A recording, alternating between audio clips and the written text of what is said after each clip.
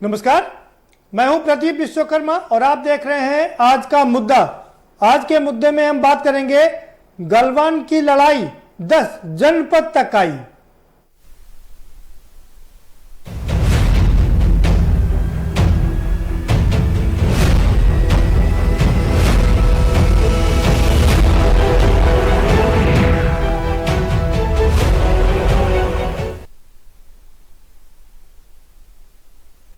गलवान घाटी में एक और चाइना और भारत के सैनिक युद्ध कर रहे हैं, मतलब आमने सामने है। और दोनों देशों की सेनाएं ही नहीं आमने सामने है, बल्कि फौजी तौर पर बात हो रही है, रक्षा मंत्री के तौर पर बात हो रही है और राजनीतिक तौर पर बात हो रही है। हर तरह से बातचीत का दौर चल रहा है, लेकिन भारत में कुछ और ही चल रहा है। भारत में गलवान की लड़ाई 10 जनपद तक पहुंच गई है। वहां सिर्फ 3 ही लोग हैं, प्रियंका गांधी वाड्रा, सोनिया गांधी और राहुल गांधी।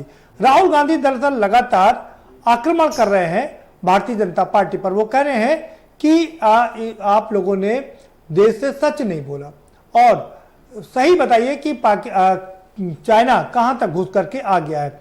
हालांकि प्रधानमंत्री ने साफ कर दिया, ना तो चाइना यहां पर आया है, ना ही उसने 1 इंच जमीन पर कब्जा किया है। लेकिन राहुल लगातार कटघरे में खड़ा कर रहे हैं पीएम मोदी को और कह रहे हैं कि आपने देश के साथ सच नहीं बोला है। ये बड़ी बात है। अब इसको लेकर के फिर वार प्रतिवार होना शुरू हो गया।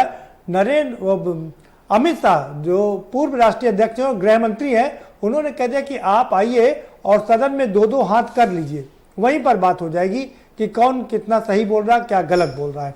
दूसरा, शरद पवार ने, सबसे बड़ी बात यह है कि जो शरद पवार कांग्रेस के साथ सरकार में है महाराष्ट्र में, उन्होंने ही इशारों में राहुल पर आरोप लगा दिए कि 1962 में 42 स्क्वायर फीट जमीन हमारी ले ली थी। आप उसको भी याद कर लीजिएगा, हालांकि उन्होंने नाम नहीं लिया। उसके अलावा तमाम और भी भारतीय जनता पार्टी के जो अध्यक्ष हैं नड्डा, वो आरोप लगा रहे हैं कि राहुल गांधी फाउंडेशन से को चाइना की कंपनियों से पैसा मिला। कैसे पैसा मिला, जरा उसका जवाब दे दीजिए। तो इसके अलावा अब एक नए आयाम की बात करें तो प्रज्ञा ठाकुर ने इसमें एक नया आयाम जोड़ दिया है। उन्होंने साफ कह दिया है कि जो व्यक्ति विदेशी महिला से पैदा हुआ है उसमें राष्ट्रभक्ति आ ही नहीं सकती। यानी कि एक बार फिर से उनकी राष्ट्रभक्तता पर, राहुल की राष्ट्रभक्तता पर प्रज्ञा ठाकुर ने सवाल खड़े कर दिए। आपको याद दिलाता चलो, ये वही प्रज्ञा ठाकुर है जिन्होंने कहा था कि जब एटीएस के जो चीफ मर गए हैं वो अच्छा हुआ मर गए, सूतक में मरे हैं। सूतक में उन्होंने मुझे परेशान किया था, जिसकी वजह से उनकी मौत हो गई है और अभी मैं श्राप दे दूंगा तो सारे लोग जल जाएंगे। खैर, आगे बढ़ते हैं। अब बचा मायावती की बात।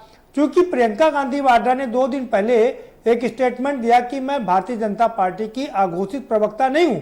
उन्होंने निशाना सीधा बसपा पर साधा था, तो बसपा ने आज पलटवार किया और कहा कि ये जो गलवान की लड़ाई है और जिसकी चर्चा हमारे बीजेपी और कांग्रेस में जिसके चलते लड़ाई हो रही है, उसका फायदा विदेशियों को मिल रहा है।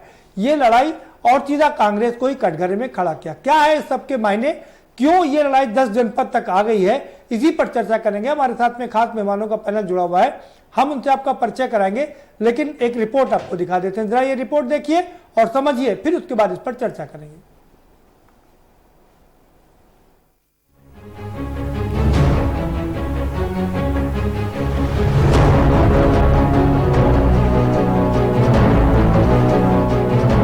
एएनआई के साथ एक इंटरव्यू में अमित शाह ने साफ तौर पर कहा कि चर्चा से कोई नहीं डरता है, मगर जब देश के जवान संघर्ष कर रहे हों उस वक्त पाकिस्तान और चीन को खुश करने वाले बयान ठीक नहीं है। गलवान घाटी में झड़प पर भारत की प्रतिक्रिया को लेकर कांग्रेस के पूर्व अध्यक्ष राहुल गांधी ने मोदी सरकार पर लगातार सवाल उठाए। यहां तक कि राहुल गांधी ने सरेंडर मोदी तक ट्वीट कर डाला। इस पर केंद्रीय गृह मंत्री अमित शाह ने कहा कि पार्लियामेंट होनी है, चर्चा करनी है तो आए, करेंगे, लेकिन 1962 से आज तक 2-2 हाथ होने चाहिए। पार्लियामेंट होनी है, चर्चा करनी है तो आइए, करेंगे। 62 से लेकर आज तक 2-2 हाथ हो जाए, कोई नहीं डरता चर्चा से। मगर जब देश के जवान संघर्ष कर रहे हैं, सरकार एक स्टैंड लेकर ठोस कदम उठा रही है, उस वक्त पाकिस्तान और चीन को खुशी हो इस प्रकार की स्टेटमेंट देना किसी ने नहीं। वहीं मध्य प्रदेश की भोपाल लोकसभा सीट से भाजपा सांसद प्रज्ञा सिंह ठाकुर ने कांग्रेस के पूर्व अध्यक्ष राहुल गांधी का नाम लिए बिना रविवार को उनकी देशभक्ति पर ही सवाल उठा दिया और उसके लिए मां सोनिया गांधी को भी लपेटे में लिया। भाजपा सांसद प्रज्ञा सिंह ठाकुर ने कहा कि एक विदेशी महिला से पैदा हुआ व्यक्ति राष्ट्रवादी नहीं हो सकता। ये तो हुआ बीजेपी का राहुल पर हमला, लेकिन इसमें रही सही कसर पूरी कर दी रक्षा मंत्री राष्ट्रीय कांग्रेस पार्टी प्रमुख शरद पवार ने। शरद पवार ने शनिवार को कहा कि राष्ट्रीय सुरक्षा से जुड़े मामलों पर राजनीतिकरण नहीं किया जाना चाहिए। उन्होंने ये भी कहा कि यह कोई भूल नहीं सकता कि चीन ने 1962 के युद्ध के बाद भारत के लगभग 45,000 वर्ग किलोमीटर क्षेत्र पर कब्जा किया था। पवार की टिप्पणी कांग्रेस नेता राहुल गांधी के उस आरोप के बाद आई है जिसमें कहा गया था कि प्रधानमंत्री नरेंद्र मोदी ने चीन की आक्रामकता के चलते भारतीय क्षेत्र उसे सौंप दिया। चीनी सीमा पर तनाव के बीच बसपा प्रमुख मायावती ने सोमवार को बड़ा बयान दिया। मायावती ने कहा कि चीन के मुद्दे पर हम भाजपा सरकार के साथ खड़े हैं। कांग्रेस के लोग बेहदी बातें करते हैं, आपसी विवाद से चीन को फायदा मिलेगा। वहीं कांग्रेस महासचिव प्रियंका गांधी के उस बयान पर भी मायावती ने पलटवार किया जिसमें उन्होंने बसपा को भाजपा सरकार की प्रवक्ता बताया था। गलवान घाटी मामले को मुद्दा बनाना चाह रहे राहुल गांधी को बड़ा झटका लगा है। शरद पवार और मायावती के बीजेपी के साथ खड़ा होना उन्हें रास नहीं आ रहा। देखना यह है कि अब राहुल गांधी अपने बयानों पर किस तरह के बदलाव लाएंगे या फिर चौतरफा घिरने के बाद अब उनकी अगली रणनीति क्या होगी।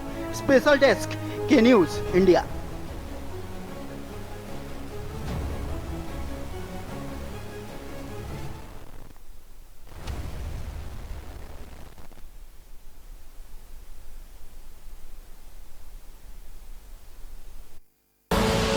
आप देख रहे हैं के न्यूज, खबरों का सारथी। Here gravity and physics don't call the shots, and sound travels slower than you. This is a different kind of place.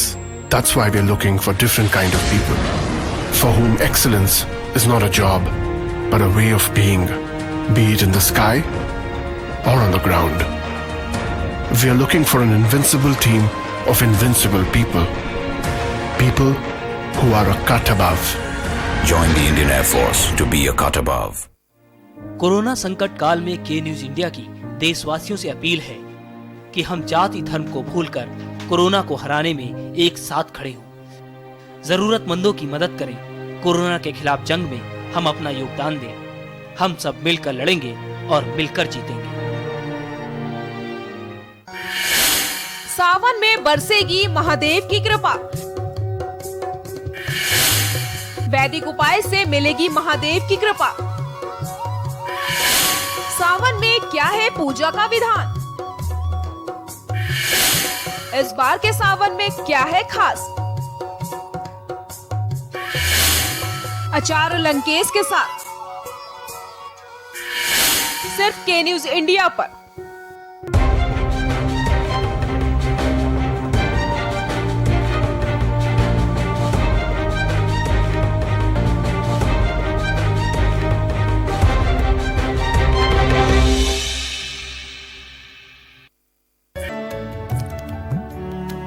आचार्य लंकेश के साथ सिर्फ के न्यूज इंडिया पर। जब आपकी सोच को अंधेरा घेर लेता है और सिस्टम भी मुंह फेर लेता है, जब वादों की परतें खुलने लगती हैं और हारी उम्मीदों का ऊंचा ढेर लगता है, जब सड़क पर एड़ी की रगड़ देखकर अब तक जो भी हुआ सब बेअसर लगता है, तब चिंतन से डगर होगी आसान, मंथन से निकलेगा समाधान। मंथन।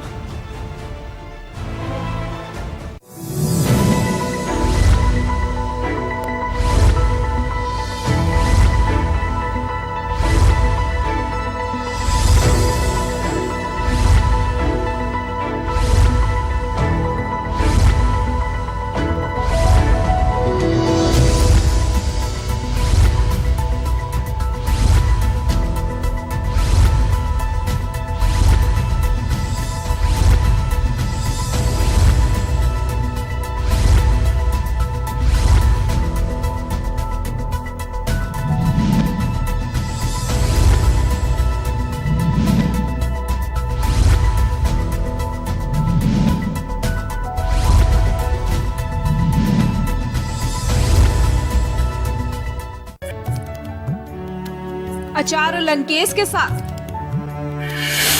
सिर्फ के न्यूज इंडिया पर।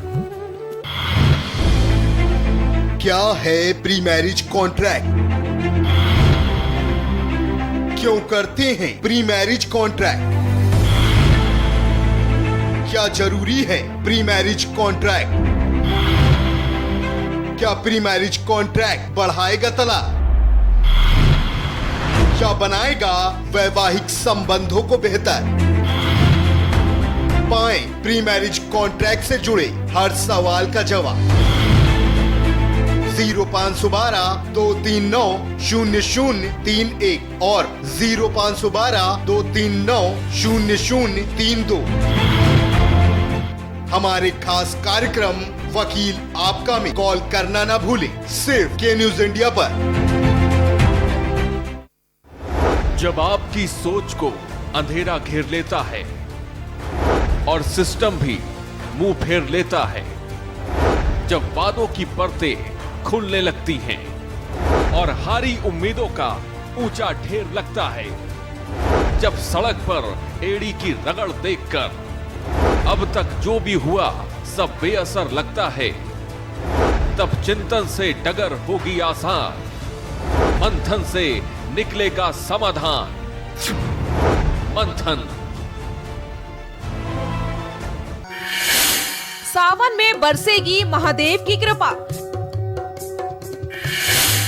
वैदिक उपाय से मिलेगी महादेव की कृपा। सावन में क्या है पूजा का विधान? इस बार के सावन में क्या है खास?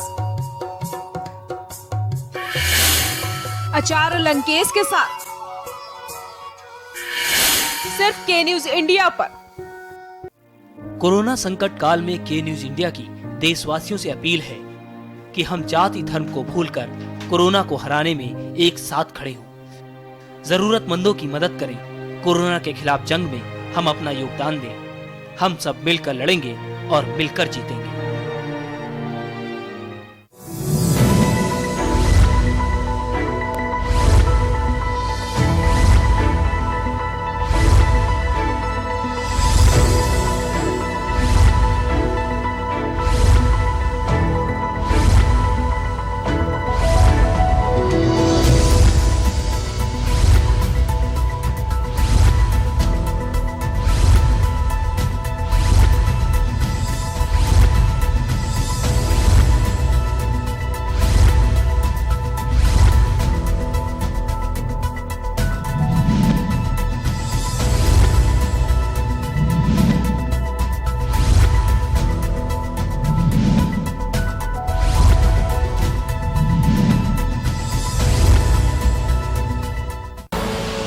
आप देख रहे हैं के न्यूज, खबरों का साथ।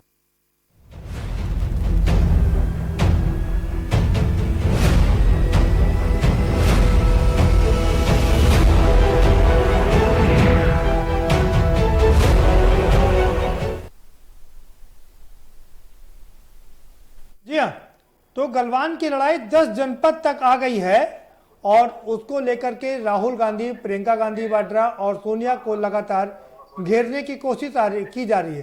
तो सवाल कांग्रेस ये खड़ा कर रहा है कि आखिर भारतीय जनता पार्टी लड़ किससे रही है? क्या वो चाइना से लड़ रही है, नेपाल से लड़ रही है, भूटान से लड़ रही है, या सीधे कांग्रेस से लड़ रही है? उसका कहना है कि अरे भाई हमसे बाद में लड़ लीजिएगा, चुनाव बाद में जीत लीजिएगा, आप तो चुनाव जीतते रहते हैं, लेकिन पहले चाइना से लड़ लीजिए, बता दीजिए कि कितनी जमीन पर कब्जा किया है, कहां पर है। प्रधानमंत्री जी के भाषण का फायदा उठा रहा है चीन। वो कह रहा है कि हमने तो पूरे विश्व में, वो बता रहा है कि हमने तो आक्रमण किया ही नहीं, हमने अतिक्रमण किया ही नहीं, अतिक्रमण तो भारत ने किया। तो प्रधानमंत्री के भाषण का पूरा फायदा विश्व बिरादरी में उठाया जा रहा है, ये आरोप है कांग्रेस का। इसी पर चर्चा करेंगे। हमारे साथ में खास मेहमानों का पैनल जुड़ा हुआ है, हम उनसे आपका परिचय करा देते हैं। शशांक यादव जी हमारे साथ जुड़ चुके हैं, एमएलसी हैं विधान परिषद के और समाजवादी पार्टी के नेता है। स्वागत है आपका शशांक जी। उबैदुल्ला साहब हमारे साथ जुड़ चुके हैं, उबैदुल्ला नासिर साहब प्रवक्ता हैं कांग्रेस के, आपका भी बहुत स्वागत है। डीआर साहू जी हमारे साथ जुड़े हुए, प्रोफेसर लखनऊ विश्वविद्यालय, स्वागत है साहू जी आपका। अनुपम तिवारी जी भी हमारे साथ जुड़ चुके हैं, लखनऊ स्टूडियो से रक्षा विशेषज्ञ हैं, आपका भी बहुत स्वागत है। हम चर्चा की शुरुआत करेंगे और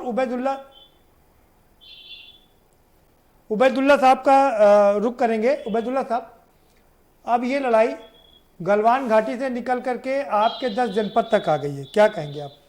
गालिब का एक शेर याद आ रहा जी। बेखुदी बेसबब नहीं गालिब, कुछ तो है जिसकी पर्दादारी है। जी। सवाल ये है कि हम बहुत सीधा सा सवाल आपसे पूछ रहे हैं कि लाइन ऑफ एक्चुअल कंट्रोल की एक्चुअल पोजीशन आप हमें बता दीजिए, हमें तो मतलब देश को बता दीजिए। आप उस बात को नहीं बता रहे, आप दुनिया की जलेबी बनाते चले जा रहे हैं। और ये इनका बीजेपी वालों का ये बहुत पुराना हथकंडा है कि ये मुद्दे को डाइवर्ट कर देते। भाई जैसा अभी आपने खुद कहा कि भैया आप हमसे बाद में लड़ना, हम तो आपसे लड़ने के लिए है ही, आप तो हम आपके टारगेट है ही, आप अपना टारगेट करते रहते। आप चाइना को पहले जवाब दे लीजिए। आप पड़ोस के किसी देश से आपके ताल्लुकात सही नहीं है, आप उसकी तरफ तवज्जो दीजिए। आप देश की आर्थिक स्थिति की तरफ तवज्जो दीजिए। आप के नजर में सिर्फ इलेक्शन रहता है और कांग्रेस रहती है। हमें बहुत सीधा सा सवाल है, हम आपसे ये नहीं पूछते कि फौज का डिप्लॉयमेंट आप कैसे कर रहे हैं, हम आपसे ये नहीं पूछते कि आप चाइना से लड़ाई कैसे करेंगे, हम आपसे कोई मिलिट्री सीक्रेट भी नहीं पूछना चाहते हैं। हम तो सिर्फ एक सीधी सी बात जानते हैं, चाहते हैं कि आप बताइए। और इसलिए चाहते हैं कि आपने खुद कहा कि कोई इंट्रूजन नहीं हुआ। उसके बाद जब आपके सामने फैक्ट्स रखे गए तो आपने कहा कि नहीं साहब, हमने तो ये बात जो आपसे बताई थी वो 15 तारीख से पहले की बात है, 15 तारीख के बाद इंट्रूजन हुआ। कितने फैक्ट्स इतने सामने आ चुके हैं कि कई 100 किलोमीटर के अंदर चाइना जो है उसने हमारे डोकलाम में, उसके बाद फिर गलवान में, उसके बाद फिर फिंगर्स पॉइंट पे, कहाँ लद्दाख तक में, लद्दाख के खुद लोग वहां के बाशिंदे भी बता रहे हैं कि कितनी हद तक चाइना जो है लद्दाख के अंदर आ गया है। तो ये सब चीजें हैं, कंफ्यूजन हो रहा है देश के अंदर, एक समझ में नहीं आ रहा है। तो आप कम से कम देश को कॉन्फिडेंस में तो लीजिए, देश को आप कॉन्फिडेंस में ले। हमारी बात कहाँ की हो रही है? आप ले आए राजीव गांधी फाउंडेशन को। राजीव गांधी फाउंडेशन की जो बात आपने लाए बीच में, तो भैया राजीव गांधी फाउंडेशन एक रजिस्टर्ड एनजीओ है, उसके सारे अकाउंट्स मेंटेन होते हैं, उसको कहाँ से पैसा मिलता है? फॉरेन कंट्रीब्यूशन रेगुलेटर अथॉरिटी में भी एनजीओ, वो हमारा ये जो आरजीएफ है ये रजिस्टर्ड है।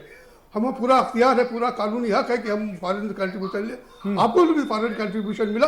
कितनी डिटेल्स इसमें मौजूद है कि प्राइम मिनिस्टर केयर फंड में कम से कम 50 करोड़ रुपया चाइना की कई कंपनियों ने दिया है। तो ये सब क्या है? आप काउंटर करने के बजाय आप फैक्ट बताइए ना। हाँ, ये प्रॉब्लम हो रही है ना। ठीक बात, आप इधर उधर की बात मत करिए, सीधा फैक्ट बताइए क्या है। ठीक है, बिल्कुल ठीक है। शशांक जी हमारे साथ जुड़े हुए हैं, समाजवादी पार्टी के नेता हैं, एमएलसी हैं। शशांक जी, ये लड़ाई तो अब गलवान से निकल करके 10 जनपद तक आ गई है, क्या कहेंगे आप?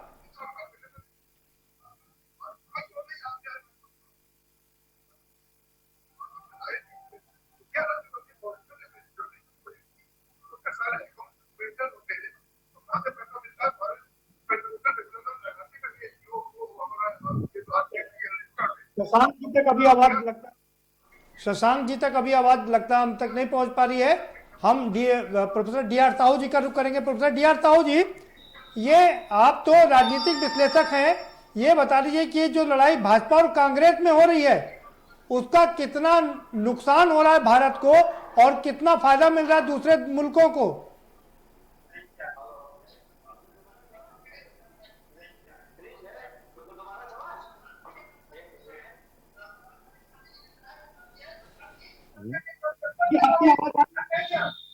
हेलो, क्या मेरी आवाज आ रही है आप तक? जी,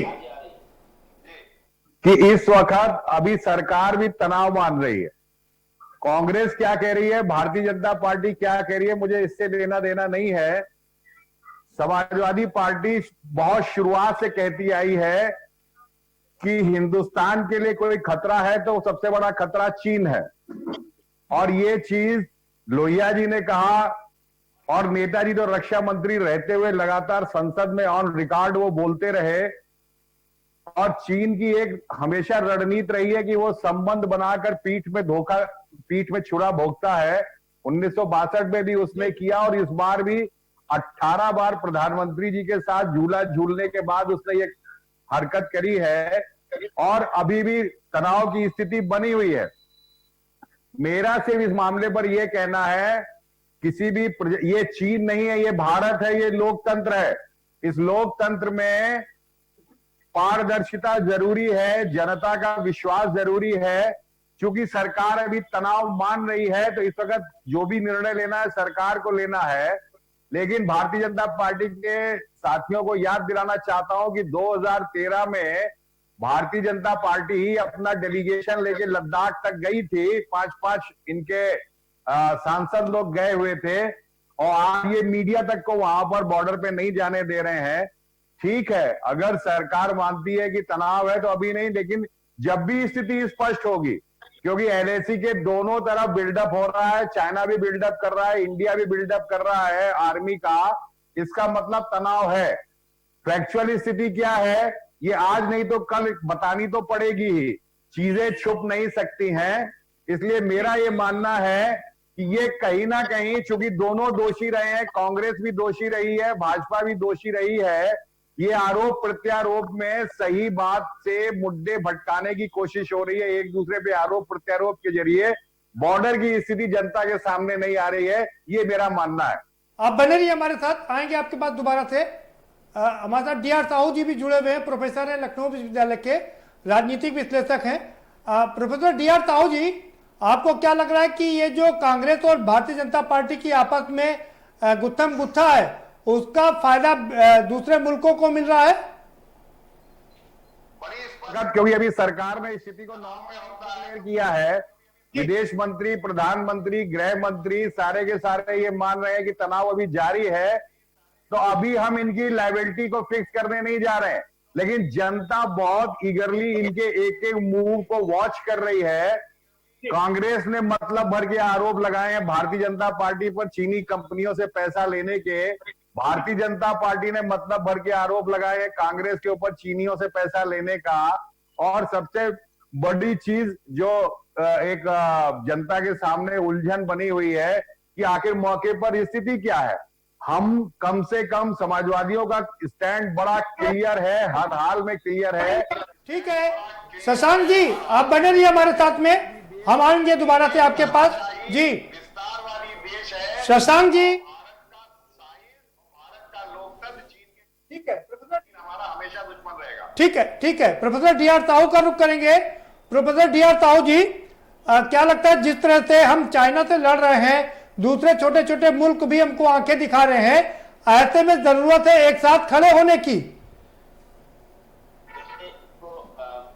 मीडिया के माध्यम से या अपने अपने विभिन्न प्रकार के चैनल के माध्यम से सारे खबर का अखबारों से देख रहे हैं, लेकिन बड़ी अनफॉर्चुनेट है, जैसे कि हमारे पूर्व वक्ता ने बताया, कि आरोप प्रत्यारोप की जो बात हो रही है सब अपने अपने व्यक्तिगत खुंदस निकाल रहे हैं। ये बहुत गलत संदेश जा रहा है और उसमें कांग्रेस भी अपनी बातों को रख रही है और भारतीय जनता पार्टी भी रख रही है। मेरा ये मानना है कि क्या ऐसा नहीं हो सकता है कि जैसे सर्वदलीय बैठक बनाए और सबके साथ बात करके एक इस तरह की जो बातें अननेसेसरी र्यूमर हो रहा है, तो ये र्यूमर व्हिस्पर बनेगा, व्हिस्पर र्यूमर बनेगा, कभी कभी वो सत्य भी बन जाएगा।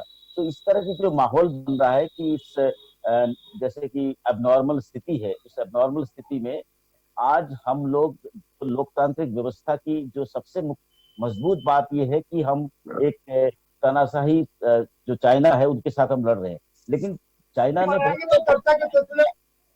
ब्रेक के पार आएंगे तो चर्चा के सिलसिले को इसलिए आगे बढ़ाएंगे क्योंकि कांग्रेस के पर आरोप लग रहे हैं कि राहुल गांधी फाउंडेशन को पैसा दिया चाइना की कंपनी ने।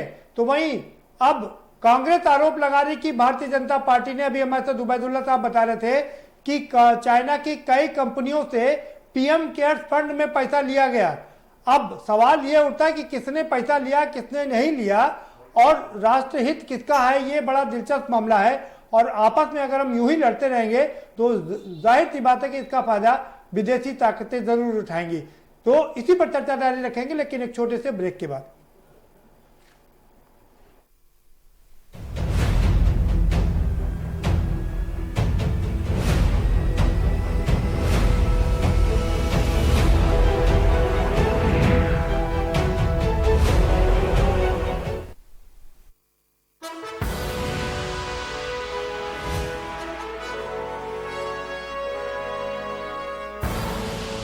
आप देख रहे हैं के न्यूज, खबरों का सारथी।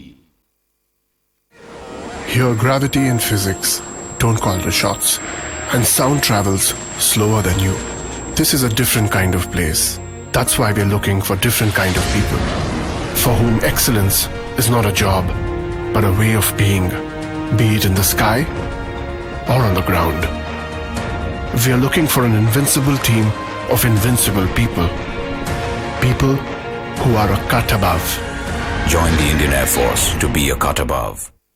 हम आप सब अब नहीं तो कब 9 बज जाए तब बहुत हुई राजनीति की माया हम बताएंगे कि आपके हिस्से में क्या आया फिक्र आपकी सोमवार से शुक्रवार रात 9 बजे TV9 भारतवर्ष अब तो सब देख रहे हैं। Mount Litra Z School, Unnao, #1 in academics, #1 in sports, best teachers, best result, smart classroom, best transport facility, world class infrastructure के साथ Mount Litra Z School, Unnao. खुदी को आजमाया है तो ये अंदाज आया है खुदी को आजमाया है तो ये अंदाज आया है तुम में भी मैं हूं शुद्ध प्लस पान मसाला। अचार लंकेश के साथ सिर्फ के न्यूज इंडिया पर। कोरोना संकट काल में के न्यूज इंडिया की देशवासियों से अपील है कि हम जाति धर्म को भूलकर कोरोना को हराने में एक साथ खड़े हों। जरूरतमंदों की मदद करें। कोरोना के खिलाफ जंग में हम अपना योगदान दें। हम सब मिलकर लड़ेंगे और मिलकर जीतेंगे। सावन में बरसेगी महादेव की कृपा।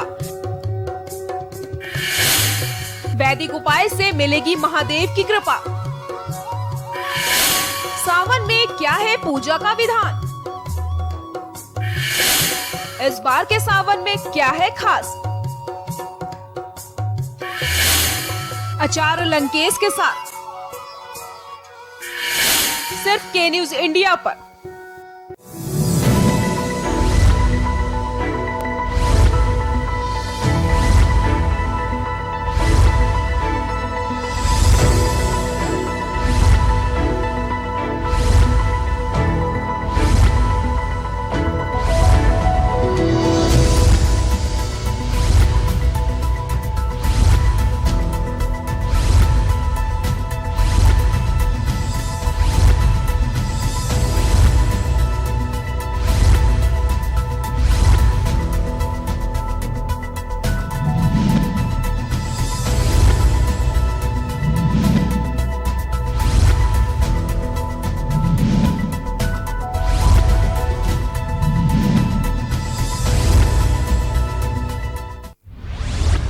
केबल ऑपरेटर्स जो पहुंचाते हैं आप तक हमारी हर बात।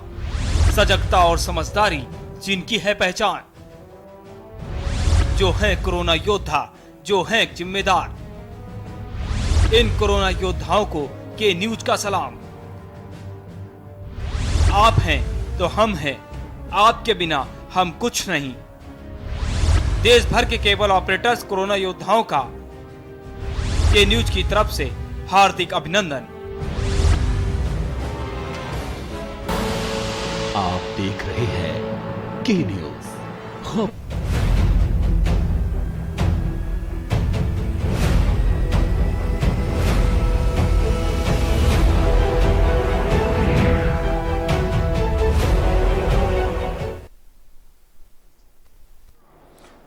ब्रेक के बाद आपका स्वागत है और हमारे साथ रक्षा विशेषज्ञ अनुपम तिवारी जी भी जुड़े हुए हैं।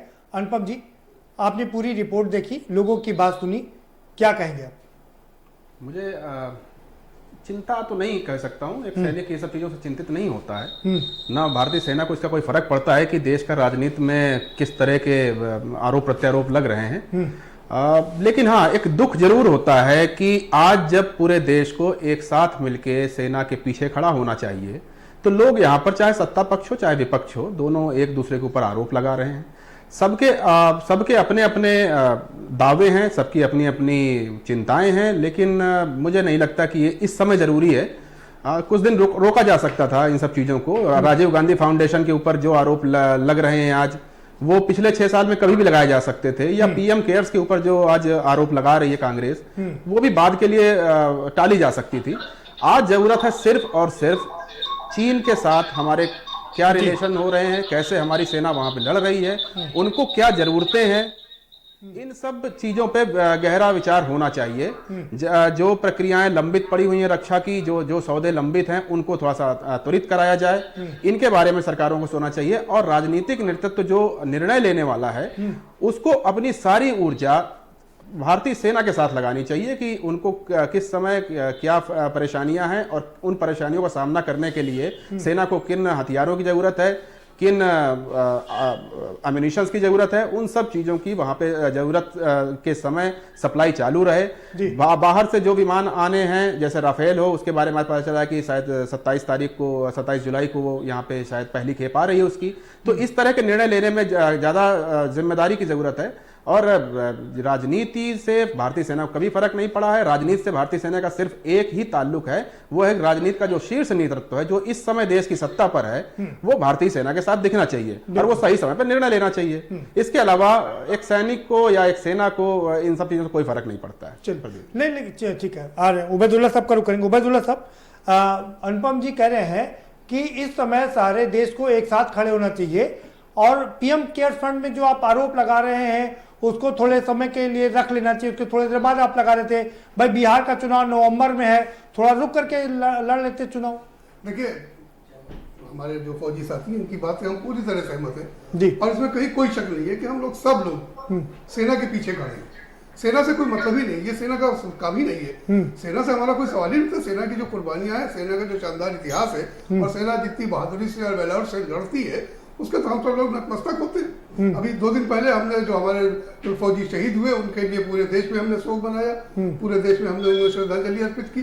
तो फौज का और सेना से हमारा कोई सवाल ही नहीं, तो सोच ही नहीं सकते कि हम लोग फौज से किसी किस्म की कोई मुखालफत करेंगे या फौज नहीं, अगर फौज से नहीं कर रहे हैं तो फौज का मोरल तो डाउन हो रहा है ना। अभी इस समय आप आरोप लगा रहे हैं कि पीएम केयर्स फंड में चीनी कंपनियों से पैसा लिया गया, तो ये तो देश की छवि खराब कर रहा है। हमने जवाब दिया है जी।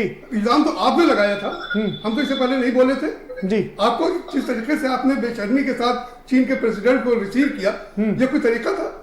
आज इससे क्या प्रोटोकॉल्स क्या होते हैं? अरे भाई, हम दूसरे मेहमान को रिसीव करेंगे। भाई साहब विश्व का महाशक्तिशाली देश है जी। भाई और भी महान शक्ति, देखिए रिलेशंस इक्वल होते हैं, महाशक्ति के लिए किसी का वो नहीं होता है। आप प्रेसिडेंट आप अचानक आए थे, उन्हें आप दिल्ली में रिसीव करते, जैसे राष्ट्रपति भवन उनको प्रोटोकॉल दिया जाता है। लेकिन आपको इस समय पीएम केयर्स फंड की ज्यादा चिंता है, आपको देश की चिंता नहीं है। हमें नहीं चिंता है, हमने जवाब दिया है सिर्फ जी। हमने सिर्फ जवाब दिया, हमने सिर्फ उनको आईना दिखाया है। आप आरजीएफ की बात कौन लाए थे बीच में जी? हमारी देशभक्ति पे कौन शक करता है? क्या देशभक्ति का ठेका यही लोग ले रखे? भाई प्रज्ञा ठाकुर ने कहा है कि राहुल, इस पर क्या कहेंगे जरा ये भी जवाब दे लीजिए। प्रज्ञा ठाकुर ने कहा कि चूंकि वो विदेशी महिला से राहुल गांधी पैदा हुए हैं, इसलिए वो उनकी राष्ट्र भक्ति हो ही नहीं सकती देश के साथ। एक टेररिस्ट हो सकती है जी, जिसके टेररिज्म का अभी तक मुकदमा चल रहा है, अभी एक्यूज है अभी। वो तो कह रहे कि आपकी सरकार ने उनको जबरदस्ती फंसाया। वो तो कोर्ट फैसला करेगा ना। हाँ, वो तो कोर्ट फैसला करेगा ना जी। कोर्ट ने तो अभी तक उनको बरी नहीं किया। कह रही कि हमको जो शारीरिक प्रताड़ना मिली, जो हमारे शारीरिक, वो तो कोई बात नहीं होती, लेकिन ये बात आप कोर्ट में कोर्ट को अगर बरी कर देता तो बरी कर देगा, लेकिन जब तक कोर्ट ने बरी नहीं किया तब तक आप एक्यूज है। आप इस तरह के इल्जाम लगाते हैं, आप हमारे भक्त करती, आपको क्या ट्रैक रिकॉर्ड है? अंग्रेजों की मुखबिरी और दलाली आप कीजिए और के साथ ये बता दीजिए, क्या राहुल गांधी राष्ट्र भक्त है कि नहीं है? क्योंकि भारतीय जनता पार्टी, प्रज्ञा ठाकुर ने साफ कर दिया कि उनकी राष्ट्र भक्ति देश के साथ हो ही नहीं सकती, क्योंकि वो तो विदेशी महिला से पैदा हुए पुत्र है। विदेशी महिला से पहले सुप्रीम कोर्ट ने उनकी नेशनलिटी का मामला फिक्स कर दिया है जी। वो बात खत्म हो चुकी है। ये सुप्रीम कोर्ट तो नहीं मानते इसका मतलब जी। सुप्रीम कोर्ट ने उनकी राष्ट्रपति को वो सिटीजनशिप को एक्सेप्ट कर लिया, वो इंडियन है। आप क्या बात करते हैं? ये कोई सवाल ही नहीं उठता है। जब सवाल ही उठता है, इसका जवाब देते हुए मुझे शर्म आ रही है कि सुप्रीम कोर्ट आपके लिए कुछ नहीं है। आप सर्टिफिकेट देंगे कि कौन देशभक्त है, कौन देशभक्त नहीं है। आप कीजिए अंग्रेजों की दलाली, आप कीजिए टेररिज्म, और आप हमसे सर्टिफिकेट मांगिए कि हम देशभक्त नहीं है। राहुल गांधी की देशभक्त सवाल उठाने वाली वो होती कौन है? पहले वो अपने को वहां से बरी कराने कोर्ट से, जब कोर्ट से उनको बरी हो जाएगी। अच्छा, एक सवाल और जल्दी से बता दीजिए कि आपके जो सहयोगी हैं, शरद पवार ही आपके ऊपर सवाल खड़े कर रहे हैं, राहुल गांधी पर सवाल खड़े कर रहे हैं, कह रहे हैं कि 1962 में 42 स्क्वायर फीट जमीन कब्जा कर ली थी चाइना ने, उसको हमें नहीं भूलना चाहिए। अब हम उनको क्या जवाब दें, बहुत सीनियर लीडर है, लेकिन हम उनको सिर्फ इतना बता देना चाहते हैं जी कि सन 62 के बाद 67 भी हुआ था। 67 आपको याद है 67 में क्या हुआ था जी? आप ये भी जानते हैं कि सिक्किम को किसने हिंदुस्तान का हिस्सा बनाया था। लेकिन भी जानते हैं क्या आपका तालमेल नहीं बैठ रहा क्या महाराष्ट्र में? अब ये पॉलिटिकल बात है, इसका सवाल तो यहाँ भाई इसके बाद आपको जवाब चलिए, ठीक है। आप हम लफाजी करने के लिए नहीं बैठते। नहीं, ये बात आपकी ठीक है, आप गंभीर आदमी हैं, ये अच्छी बात है। शशांक जी, क्या लगता है कि जिस तरह से कांग्रेस और भारतीय जनता पार्टी में गुत्थम गुत्था हो रही है, उसका फायदा दूसरे देशों को मिल रहा है? जरूरत है इस समय मिलकर के काम करने की। देश के तमाम उदाहरण है, यहां तक कि अटल जी जब विपक्ष में थे तब भी जब क्राइसिस की नौबत आई थी तो अटल जी को भेजा गया था। उसके बाद इसी चीन ने, अगर आप याद करो कि जब अटल जी विदेश मंत्री थे तब वियतनाम पर इसने जो है हमला बोल दिया था, अटल जी को चीन की यात्रा छोड़ के आना पड़ा था। चीन का एक इतिहास रहा है कि ये हमेशा आतताई रूप में, विस्तारवादी रूप में कार्य करता है। सरकार अगर ईमानदारी से काम करना चाह रही होती तो विपक्ष की एक सर्वदलीय बैठक बुलाती, हमारे माननीय नेताजी मुलायम सिंह जी को बुलाती जो रक्षा मंत्री रहे, और चीन के ऊपर उनका एक जबरदस्त अध्ययन है और चीन को कई बार मुंह तोड़ जवाब दिया है।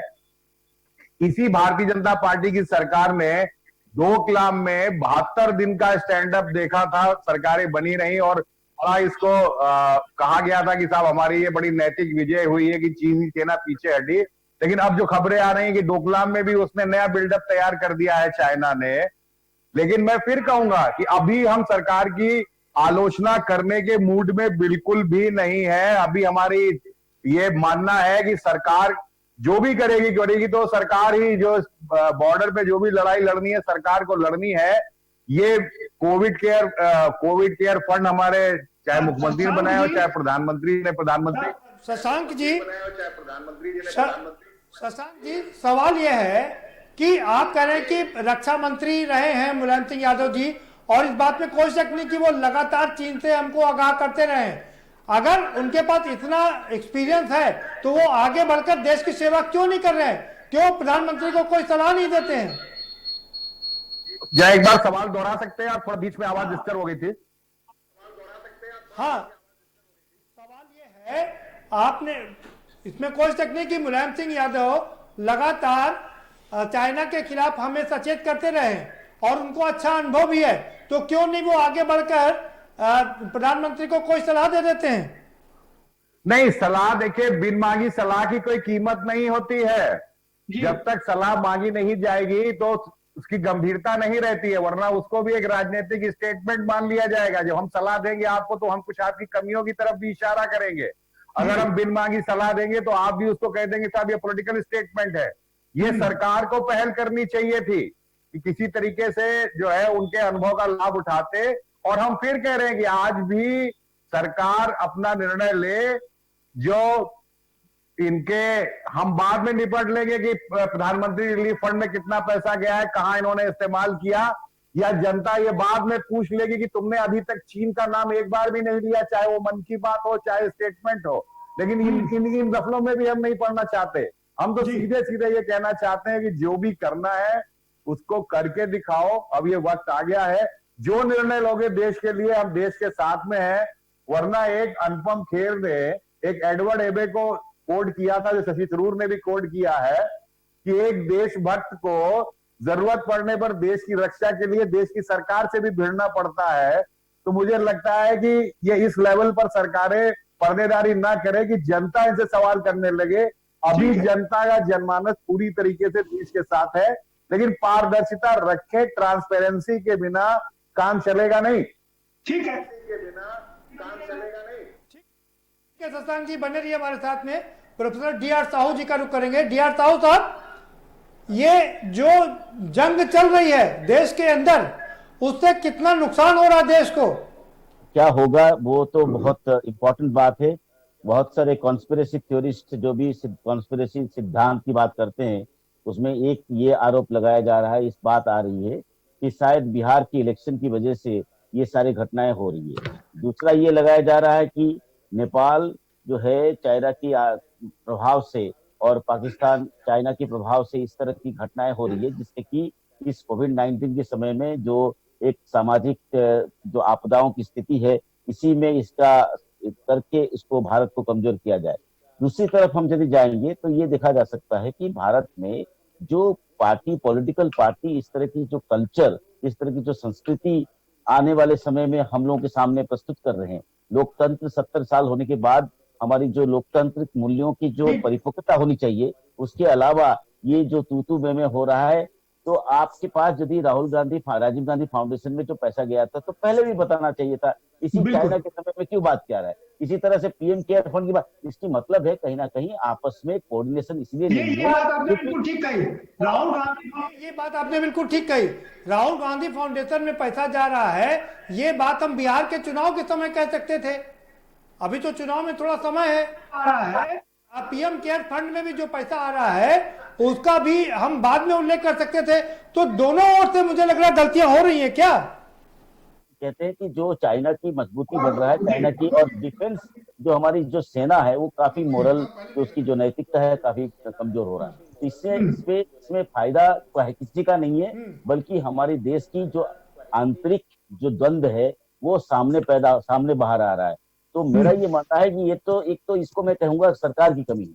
जो अभी सरकार में है इनका ये मैनेजमेंट होना चाहिए कि किस तरह से विपक्ष के साथ बैठ के उनकी आस्था को ले पाए। और साथ ही साथ मेरा ये मानना है कहीं ना कहीं जो डिफेंस मिनिस्टर है, इनको इस संदर्भ में एक साफ सुथरा मैसेज पूरे भारत को देना चाहिए। लेकिन हमको कहीं नहीं लग रहा है कि डिफेंस मिनिस्टर के कहीं इस तरह की स्टेटमेंट नहीं आ रहा है। ये एक बड़ी दुख की बात है या अनफॉर्चुनेट है, क्योंकि तरह तरह की कंफ्यूजन से, तरह तरह की जो एक एम्बिग्यूटी इसको हम कहते हैं, उससे लोग तरह तरह की सवाल उठा रहे हैं, चाहे वो सरकार के लिए या चाहे विपक्ष के लिए, जिससे हमारी जो भारत की जो छवि है पूरे विश्व स्तर में, वो एक तरह से उस छवि की हनन हो रही है। इसके लिए हम सभी को जिम्मेदार मानते हैं। बिल्कुल। एक चीज और आपसे समझना चाहेंगे कि ये प्रज्ञा ठाकुर एक सांसद है भारतीय जनता पार्टी की, उनका ये कहना है कि राहुल गांधी विदेशी महिला से पैदा हुए हैं, इसलिए वो राष्ट्रभक्त हो ही नहीं सकते, राष्ट्रहित की बात सोच ही नहीं सकते। आप चूंकि राजनीतिक विश्लेषक हैं तो क्या कहेंगे इसको लेकर? कमर्शियल एक लीडर है और उनकी आज जो है संसद में वो एक पार्लियामेंट मेंबर के रूप में चुन के गए हैं। तो मेरा ये मानना है इन सभी जिम्मेदारी पद में, संवैधानिक पद में रहते हुए इस तरह की जो हल्केपन और इस तरह की जो एक असमान तरीके से बात करने का जो एक ये है, ये संवैधानिक पद में रह के ये शोभनीय नहीं है। तो मेरा ये मानना है कि ये अक्सर सेंसेशन में रहने के लिए बहुत सारे ऐसी हमारे नेता, इसकी इतिहास है कि कुछ भी बोल सकते हैं, लेकिन मेरा ये मानना है कि लोकतंत्र की जो व्यवस्था है उसमें पूरे समाज में लोग जो धीरे धीरे जागरूक समाज बन रहा है, वो सभी वॉच कर रहे हैं और उसके साथ साथ अपनी छवि को खराब करने की बात है। इसमें अपनी राजनीतिक दल की भी छवि खराब हो रहा है। तो उसमें इस तरह की जो स्टेटमेंट है ये अनकॉल्ड फॉर है, इसकी कोई जरूरत नहीं। ठीक है सर, आप बने रहिए हमारे साथ, हम आएंगे। आपने दो बहुत साफ सुथरी बात कह दी, ये अनकॉल्ड फॉर है, ये अवांछित है, ये अभी इस समय विषय नहीं था। अनुपम जी का रुक करेंगे। अनुपम जी, आपने बीआर साहू साहब को सुना, कितना एग्री करते हैं आप डीआर साहू साहब से? बाकी सारी बातों से एग्री करता हूँ जी। प्रोफेसर साहू की एक बात से थोड़ा सा मैं डिसएग्री करूंगा जी।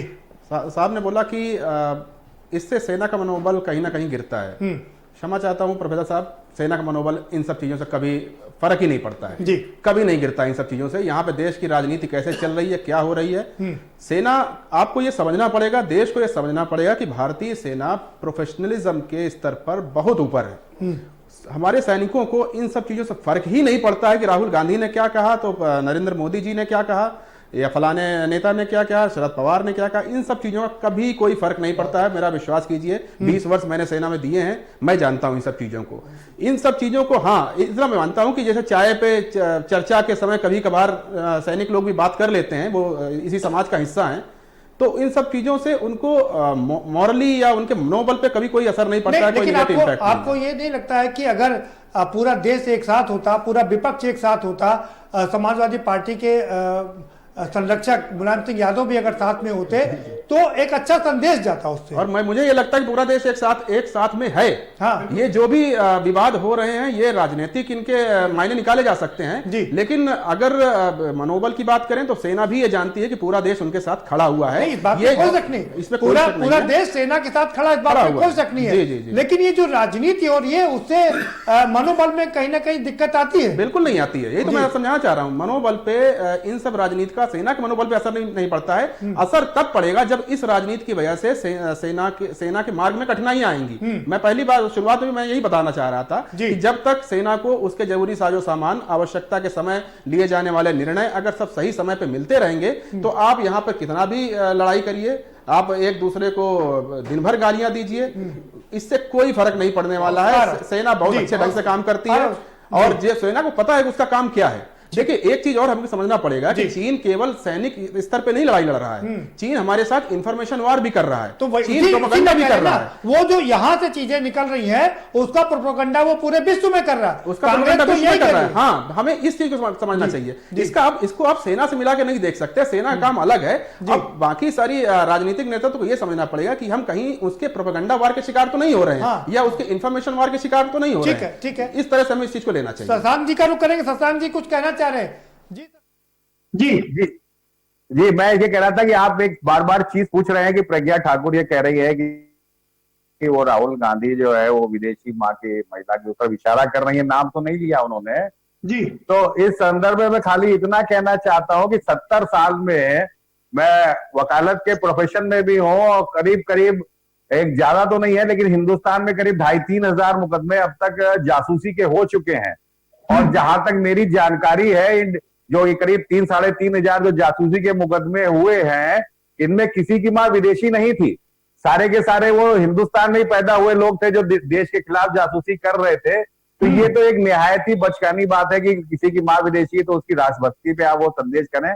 और दूसरा जो मुझे इस पूरे एपिसोड में एक तथ्यात्मक बात है, दो विशेषज्ञ, एक रक्षा के भी है और दूसरे विश्वविद्यालय के भी आपके पास बैठे हुए हैं और आप स्वयं में भी इतने वरिष्ठ पत्रकार हैं, मुझे याद नहीं पड़ रहा है विश्व राजनीति में कि कभी दुश्मन देश ने हमारे दूसरे देश के प्रधानमंत्री का स्टेटमेंट अपने डिफेंस में और अपनी खूबसूरती के लिए इस्तेमाल किया हो। जिस खूबसूरती से चीन ने हमारे प्रधानमंत्री जी के बयान को कि कोई हमारे यहाँ घुसा नहीं और किसी ने हम पे कब्जा नहीं किया है, उसको लेके जिस बयान का इस्तेमाल किया है, इसकी भरपाई करने में एक बहुत बड़ा वक्त लगेगा।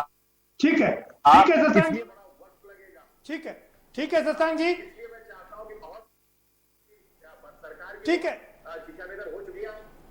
शशांक जी आएंगे दोबारा से। उबैदुल्ला साहब क्या कहेंगे आप? मैं सिर्फ इतना कहना चाहता हूं कि स्टेट क्राफ्ट जो है ये बहुत ही संजीदा आइटम है। मैं आपसे एक सवाल पूछना चाहता हूं। सवाल मेरा ये है, अगर उन्होंने राहुल गांधी फाउंडेशन पर, राजीव गांधी फाउंडेशन पर आरोप लगाए थे, आप चूंकि बड़ी पार्टी हैं, आप गंभीरता वाली पार्टी हैं, लंबे समय तक राज किया है, तो आपको तो इस समय चुप रहना चाहिए था ना। पीएम केयर फंड पर हम बाद में बात कर लेते हैं। ये कि हम आप मारिए और हम जवाब ही ना दें, ये तो अजीब सा सवाल है जी। हमने तो भाई आपको सिर्फ बता नहीं, मैं आपसे ये नहीं कह रहा हूं कि आप जवाब ना दीजिए, आप जवाब दीजिए लेकिन थोड़ा समय को देख करके जवाब दीजिए। मेरा सिर्फ आपसे इतना कहना है। और दोनों ही पार्टी, अगर बीजेपी होती मैं भी उनसे यही बात कहता। अनफॉर्चुनेटली उनका नेट नहीं मिल रहा, वो हमारे साथ नहीं जुड़ पाए। रामपेर पांडे जी विधायक हैं, मैं उनसे भी यही बात कहता कि भाई ये बाद में लड़ लीजिएगा, चुनाव तो हर समय आते रहते हैं। मैं आपसे इसीलिए कह रहा हूं चूंकि आप सामने हैं। बात आपकी ठीक है, ये बात सही है, लेकिन हमने तो सिर्फ आपको बताया कि भाई आप हमें जबरदस्ती का एग्जाम दे रहे हैं, आपने भी वही कर रखा है जी। तो जब आपने भी लिया, हमने भी लिया, हमने तो लीगली लिया, सारे रिटर्न हमने दिए हैं, हमारी अथॉरिटी मतलब हमारे कानूनी तौर से हमें हक है, हमारा रजिस्ट्रेशन है, तो सब लिया हमने, सारे इनकम टैक्स रिटर्न जमा किए। हम तो अभी ये भी कह सकते हैं, तो वो भी कह देंगे कि वो तो पीएम केयर फंड में आया है, वो कोई पर्सनल थोड़ी ना लिया है। उन्होंने उसको सीएजी से आउट रखा, उन्होंने उसको आरटीआई से आउट रखा, उन्होंने उसको तमाम जितनी सिर्फ अपना एक इंटरनल ऑडिटर, वो भी आरएसएस का आदमी है, उसको अपना इंटरनल। अरे भाई आपने जो पीएम फंड था, पीएम रिलीफ फंड था, उसमें तो आपने अपने एक सदस्य को आजीवन सदस्य बना रखा था। इसका पॉसिबल ही नहीं है, जी। नहीं, वो तो बिल्कुल इल्जाम लगा। यही तो बड़ी प्रॉब्लम है कि आप सिर्फ इल्जाम तराशी की राजनीति कर रहे हैं जी।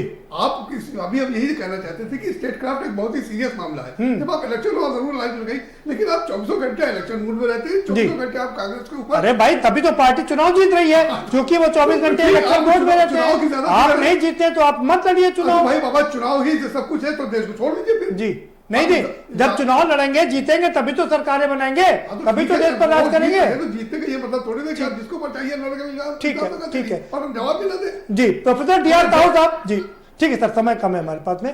प्रोफेसर डी आर ताऊ साहब, शशांक यादव जी एमएलसी है, वो कह रहे हैं प्रधानमंत्री जी ने जो भाषण दिया कि ना तो चाइना यहाँ इस देश में आया और ना ही उसने 1 इंच जमीन पर कब्जा किया, उसका फायदा चाइना पूरे विश्व में उठा रहा है।